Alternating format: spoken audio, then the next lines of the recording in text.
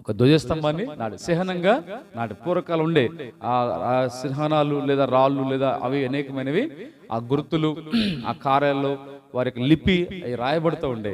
అవి చరిత్రలు ఇప్పుడు కూడా మరి పురావస్తు శాస్త్రజ్ఞులు పరిశోధించినప్పుడు ఇప్పుడు ఎందుకు ఇది బయటపడ్డాయంటే అప్పుడు రాయబట్టే ఈ పురావస్తు శాస్త్రవేత్తలు వాటి విషయాలను కనుగొన్నారు. అవి కనుగొని ఇప్పుడు మనకు తెలియపరుస్తున్నారు. కనుక ఆర్కియాలజీ సైంటిఫిక్ గా మనం చూస్తున్నాం, హిస్టారికల్ గా దాంట్లో పురావస్తు శాస్త్రవేత్త అంటే పూర్వకాలం ఏమైతే జరిగినో వాటిని పరిశోధించి అవి ఇప్పుడు మనకు వెలుగులో తీసుకొస్తారు. కాబట్టి అందుకే మోషే కాలంలో ఉన్న ఇప్పటికి కూడా కనబడతా ఉన్నాయి. సరే, ఇక్కడ అలాగే యెహోవా నీతి ధ్వజం అక్కడే ఒక మాట రాబడింది. ఏమంటే ఇది మొదలుకొని యెహోవా చేతికి వారి చేయి ఎలాగుందంటే అమాలేకులు విరోధంగా చేయెత్తినారంట. యెహోవా సింహాసనానికి అమాలేకులు ఏం చేశారు? విరోధంగా చేయెత్తారు. దేవుని సింహాసనం మీదకి యెహోవాకు విరోధంగా చేయెత్తారంటే ఎంత భయంకరమైందండి.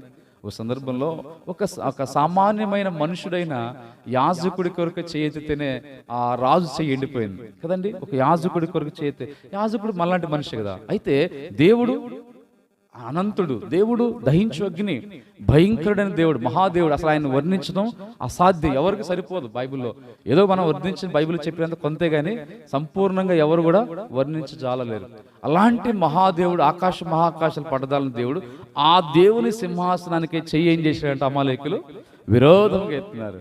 అందువలన దేవుడు, ఇది అమాలేకుల చరిత్ర. అంటే వారు దేవుని ప్రజల మీద యుద్ధానికి దిగటం, యెహోవాకు విరోధంగా నిర్గమాకాండం 17వ అధ్యాయంలో వారి చేతిని దేవునికి విరోధంగా ఎత్తినారంట. ఇశ్రాయేలు మీద ఎత్తటమే, ఒక లేదా దేవుని దాసుల మీద ఎత్తటమే పాప నేరం అయితే అది డైరెక్ట్ గా యెహోవా మీదనే చేస్తున్నారు. ఆ తర్వాత చూస్తే ద్వితీయోపదేశకాండంలో వస్తే అలిసి బలహీనైపోయిన ఇశ్రాయేలు వెనకమారులో ఉన్న వారిని ఏం చేశారంట? చంపేసిన, హతం చేసినారు. ఈ కారణాలు బట్టి మొదటి సమయంలో 15వ అధ్యాయంలో అనంత దేవుడు, భవిష్యత్తు దేవుడు ఏం చేశాడంటే భవిష్యత్తులో వీరు దేవుని ప్రజలకు విరోధంగా ఉంటారు, వీరు పక్కలో బల్లలాగా ఉంటారు, ముళ్ళుగా ఉంటారు ఎరిగిన దేవుడు ఏం చేశాడంటే అక్కడ 15వ అధ్యాయంలో మొదటి సమయం 15వ అధ్యాయం అంటే సౌలుతో చెప్పాడు, సౌలు యెహోవా మాటను, అదేంటంటే అమాలేకులందరినీ బొత్తిగా నువ్వేం చేయాలా? నిర్మూలన చేయాలి. అది దేవుని మాట, దేవుని మాట, యెహోవా మాట. కానీ అక్కడ యెహోవా మాట తప్పిపోయినాడు. ఎవరిని ఉంచినాడంట? అగాగు ఉంచినాడు. అగాగు రాజు ఉంచినాడు. తర్వాత సౌలు కూడా చనిపోవడానికి ఎవరు కారకులో తెలుసా? అమాలేకుడు ఒకడు ఏం చేసి కత్తితో పొడిచినాడు. 2వ సమయంలో 1వ అధ్యాయంలో ఎవరు వచ్చి అమాలేకుడు వచ్చాడు. ఏంటి వచ్చినారు? దావీదు దగ్గర వర్తమానం తీసుకొచ్చాడు. ఏంటంటే ఇదిగో సౌలు ఇట్లాంటి పరిస్థితులు ఉంటే ఇలా చనిపోతాడు కదని చెప్పి నేనే చంపేశాను.